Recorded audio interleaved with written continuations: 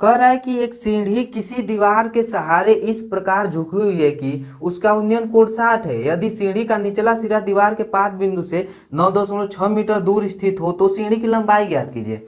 आप मानिए जैसे यह एक दीवार है, मैंने बुक को मान लिया कि यह एक दीवार है, यह एक दीवार है। अगर यह एक दीवार है तो आप बताइए जो सीढ़ी लगाया जाता है ऐसे लगाया जाएगा कि नहीं। बोल रहा है कि जो सीढ़ी है वो ऐसे ऐसे लगाया गया है, और जो यह दीवार है यहाँ से और इस सीढ़ी की जो दूरी है वह 9.6 है। तो लास्ट में हमसे पूछ क्या रहा है क्वेश्चन, कह रहा है सीढ़ी का निचला भाग दीवार के पास 6 है, सीढ़ी की लंबाई ज्ञात कीजिए। यह दीवार है, यह जो सीढ़ी लगी है कितनी मीटर या कितनी लंबी सीढ़ी है, हमें सीढ़ी का केवल लंबाई पूछ रहा है, जबकि यहाँ से यहाँ तक दिया है कि 9.6 है। आइए समझाते हैं, क्वेश्चन बना के फिगर बना के समझ जाएंगे आप। सॉरी क्वेश्चन बोल दिया फिगर। इधर देख, एक सीढ़ी किसी दीवार के सहारे झुकी हुई है। हमने मान लिया कि यह क्या है, दीवार है, दीवार हमने माना क्या, इसको दीवार है। और कह रहा है कि 9.6 मीटर दूर यहाँ से एक सीढ़ी लगाई गई है दीवार पे। बताइए सीढ़ी ऐसे ही कुछ होता है कि नहीं, अरे डंडा होता है जिसपे आप चढ़ते हैं, छत पे जाते हैं, ये ऐसे सीढ़ी लगाई गई है। कह रहा है कि आप स्थित है, उन्नयन कोण यहाँ से 60 डिग्री के एंगल पे सीढ़ी भी लगाई गई है। कितने एंगल पे, 60 डिग्री के एंगल पे सीढ़ी लगाई गई है।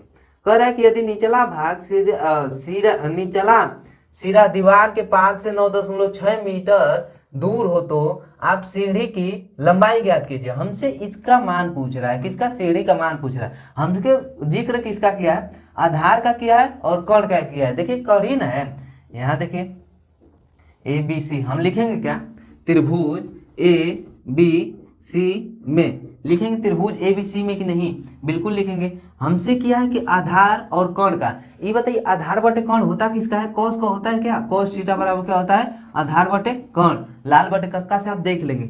यहाँ देखिए कॉस थीटा का मान कितना दिया है, 60, थीटा का मान देखिए 60 दिया है, बराबर हमारा आधार क्या है, आधार 9.6 दिया है, 9.6 बटे कर्ण क्या है, कर्ण ही तो हमसे पूछा, कर्ण को मान लेते हैं x।